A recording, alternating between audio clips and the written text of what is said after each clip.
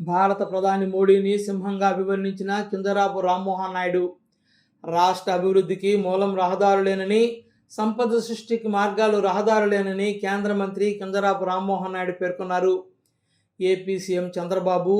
Road రవాణా రహదారుల కేంద్ర మంత్రి నితిన్ గడ్కరీ, డిప్యూటీ సీఎం పవన్ కళ్యాణ్తో కలిసి రాష్ట్రంలో మొత్తంగా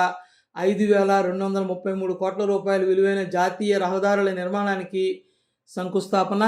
మరో 2 ప్రాజెక్టులు జాతికి అంకితం చేసిన సభలో పాల్గొని రామ్మోహన్ నాయుడు మాట్లాడుతూ భారత ప్రధాని మోడీని సింహంగా అభివర్ణించారు. మరొక పక్కన ఆంధ్రప్రదేశ్ రాష్ట్ర అభివృద్ధికి మూలం, అలాగే ఒక ఫౌండేషన్ ఇచ్చే విధంగా ఎన్నో రోడ్స్ని ఈరోజు మనం శంకుస్థాపన చేసుకోవడం, ఒక 2 ప్రారంభోత్సవం కూడా చేసుకోవడం మరొక శుభదినంగా భావిస్తున్నాను. అయితే ఈ శుభగడియలు కేవలం నాయకులందరూ కలిసినప్పుడే కాదు, ఏ రోజైతే రాష్ట్ర ప్రజలందరూ కూడా నిర్ణయించుకొని రికార్డు స్థాయి మెజారిటీలో ఆంధ్రప్రదేశ్ రాష్ట్రంలో కూటమి ప్రభుత్వాన్ని ఏర్పాటు చేశారో ఆ రోజు నుంచి ఈ రోజు వరకు ప్రతి రోజు కూడా మనకి శుభదినమే, ప్రతి గడియ కూడా శుభ గడియలుగానే మనం అందరం కూడా ముందుకు నడిపిస్తున్నామని తెలియజేస్తున్నాను. ఎన్నో కార్యక్రమాలు ఈ గత సంవత్సరం నాటిలో ఎన్ని కష్టాలు మన రాష్ట్రానికి ఉన్నా సరే అందరి తాలూకా కలయికతో, అందులో అతి ముఖ్యమైనటువంటి కలయిక